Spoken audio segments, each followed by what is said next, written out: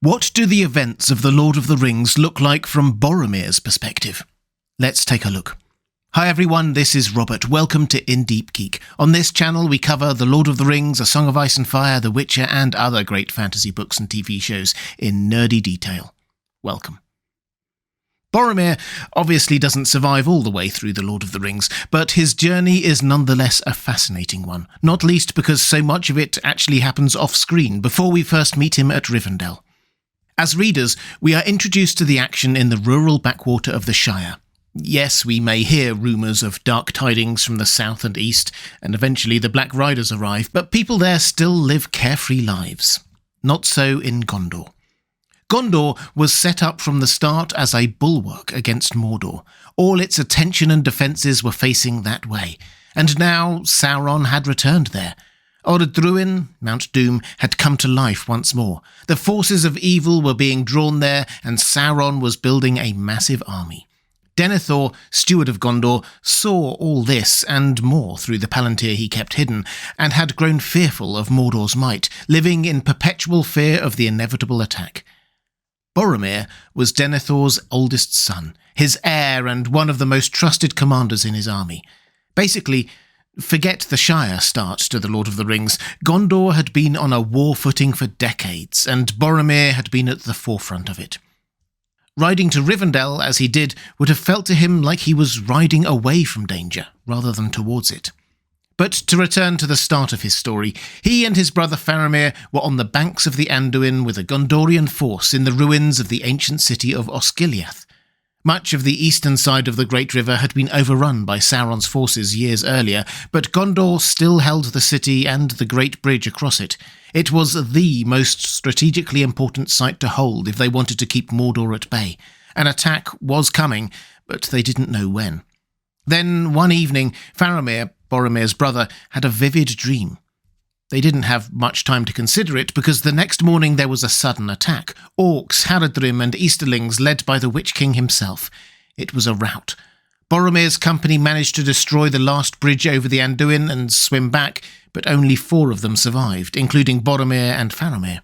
Destroying the bridge would earn them some time. The Anduin was a wide river, and crossing it with an army was a complex operation, but the entire eastern side of the river was now effectively given over to Sauron's forces. Holding the west side of the river must have felt like the overriding priority. But Faramir had that dream again several more times, and then Boromir got the same one. This was clearly not just a random dream, but something prophetic. This is how Boromir describes it later at the Council of Elrond. In that dream, I thought the eastern sky grew dark, and there was a growing thunder. But in the west, a pale light lingered, and out of it I heard a voice, remote but clear, crying, "Seek for the sword that was broken. In Imladris it dwells. There shall be counsels taken, stronger than Morgul spells. There shall be shown a token that doom is near at hand, for Isildur's bane shall waken, and the halfling forth shall stand."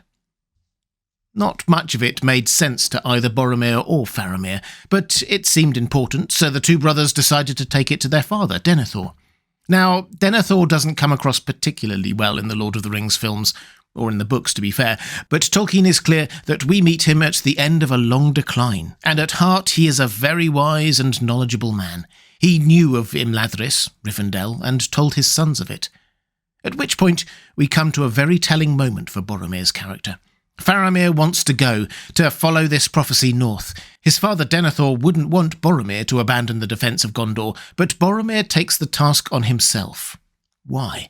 Well, Boromir tells us simply that, since the way was full of doubt and danger, I took the journey upon myself. He was protecting his little brother. That's what he had been doing his whole life, in fact.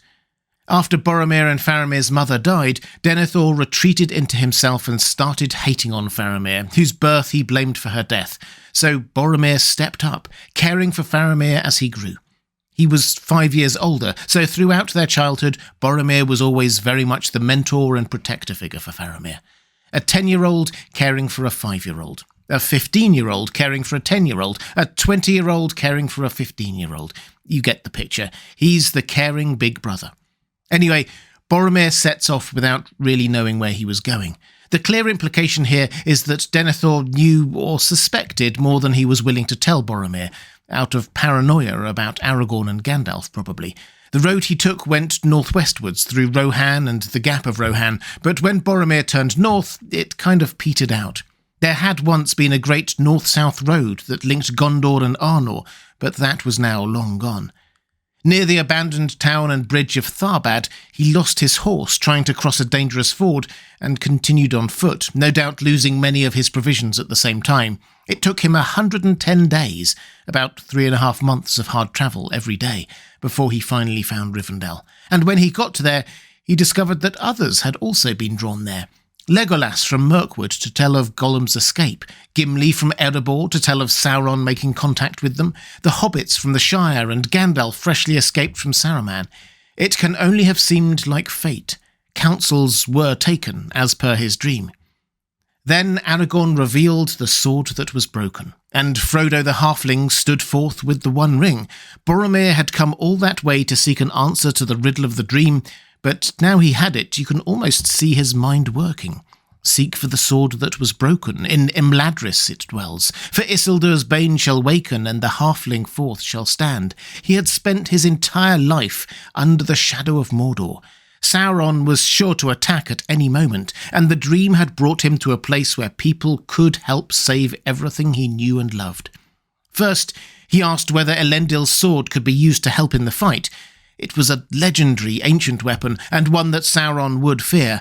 Aragorn gave a perhaps to that. Then he suggested that the power of the One Ring could be used against Sauron, and Elrond said a flat no to that. To his credit, he doesn't press either point, and his pride prevents him actually asking for help, instead rather passively-aggressively muttering, "So be it. Then in Gondor we must trust to such weapons as we have. And at the least, while the wise ones guard this ring, we will fight on. Though I do not ask for aid, we need it. It would comfort us to know that others fought also with all the means that they have." As I said, big on the passive-aggressive, but you kind of understand him. His home and everyone he loved was under threat, and may even have already been overrun by now, for all he knew. And now he discovers some really powerful weapons in the hands of so-called allies who say they won't use them to defend Minas Tirith. Aragorn does eventually commit his sword to Minas Tirith's defence, and Boromir agrees to travel with the company for the time being. If they are going to Mordor, then they are travelling roughly the same way anyway. Which makes Boromir a bit of an exception in the Fellowship. He had never bought into the same mission as the rest of them. In truth, he was just going home, but had agreed to travel with them part of the way. So, from this perspective, we can start to see why Boromir was a bit grumpy about it all. His homeland was in grave danger, and he had abandoned it for a round trip of nearly a year for what? The answer to a riddle and a vague commitment from a ranger with a broken sword who didn't look anything like he imagined his illustrious ancestors to have done. He could have been at home preparing Gondor's defences all this time. Then, when they do set off, he gets consistently overruled on which route to take. He wanted to go back the way he came, albeit not crossing near Tharbad again, but Gandalf overruled that because he wanted to steer clear of Saruman in Isengard. They tried to go through the Redhorn Pass, but the snowstorm pushed them back. It was Boromir's idea to bring firewood with them just in case that saved them from freezing to death, which is both practical and sensible, and then he and Aragorn had to literally carry the hobbits back out to safety because the plan didn't work. Then Gandalf wanted to go through Moria, and Boromir said he would only go that way if everyone else voted against him, which they did. And when they got there, Gandalf admitted that he didn't even know the password to get in, which seems like a pretty basic oversight. In the book, Boromir gets so frustrated by all this that it is he, not Pippin, that throws the rock into the pool outside the gates and presumably wakes the Watcher in the water. Again, it's hard to fault Boromir here. He suggests the way he came, which obviously worked for him, and was overruled, then clearly isn't certain about the mountain pass route and is proven right, then doesn't want to go through Moria, and when they get there it turns out they don't even know how to get in. I think I'd have thrown a stone into the water in frustration too. Then, after he is proven right about his uncertainty about Moria, Aragorn leads the party into Lothlorien, despite Boromir's objections.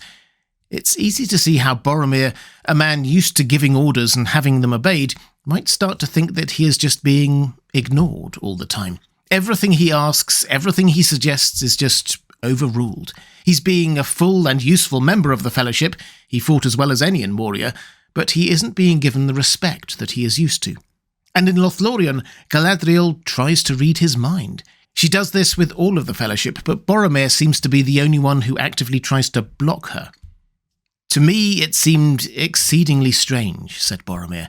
Maybe it was only a test, and she thought to read our thoughts for her own good purpose, but almost I should have said that she was tempting us, and offering us what she pretended to have the power to give. It need not be said that I refused to listen. The men of Minas Tirith are true to their word. But what he thought that the lady had offered him, Boromir did not tell. This is a fascinating and, I think, overlooked moment, but it's clear that from around this time, Boromir started to fixate more and more on Frodo and the ring. He pressed Frodo on what Galadriel had tempted him with, and once they were in the boats paddling down the Anduin River, he often stared at Frodo in a weird way. One evening, when they are camped up, he tries one more time to get anyone, to agree to his idea that they should go to Minas Tirith, which is really close now, rather than heading off to certain doom in Mordor, but no, they are having none of it. He will have to return to his father and admit that the whole mission amounted to nothing, and the various noble dwarves, elves and humans he met all refused to come to Gondor's aid, despite Sauron's imminent attack. It's hard to think of any point anywhere where anyone did what Boromir suggested. He left his people vulnerable to Sauron in pursuit of a dream, and they said no to everything he wanted. So the Fellowship came to the moment where they would have to part ways. Final decisions had to be made. Boromir had been clear from the start that he would head back to Minas Tirith, whereas Frodo was commissioned to take the ring to Mount Doom. And it's clear that Boromir's mind and heart was now starting to be taken over by the ring. Frodo headed off to have a bit of quiet time, to build up the courage to make the final decision to head east. Boromir followed him. The passage that follows is really well written because you can see the ring's control over Boromir start ramping up over several pages without ever being inside his point of view. Boromir starts calmly talking to Frodo, then suggests once more that they go to Minas Tirith because it's on the way, questions the sanity of walking into Mordor, and keeps increasing the pressure. Can he see the ring? Why can't they use it for good? He gets up and starts pacing, talking quicker and louder, his language becoming sharper, saying all the good things he would do with the ring, that it is only Frodo's by chance and could have been his. It should have been his. Until finally the ring completely takes over and he lunges for Frodo. His face was hideously changed, a raging fire in his eyes. The ring's power over him, however, passes even quicker than it came. He trips, the fog clears, and he starts crying tears of contrition. It's a tragic moment, and I don't think we can blame him for this moment. The power of the ring was intense, and he genuinely did want to help save his people. He had been a long way, and would return empty-handed to what must have felt to him like certain defeat.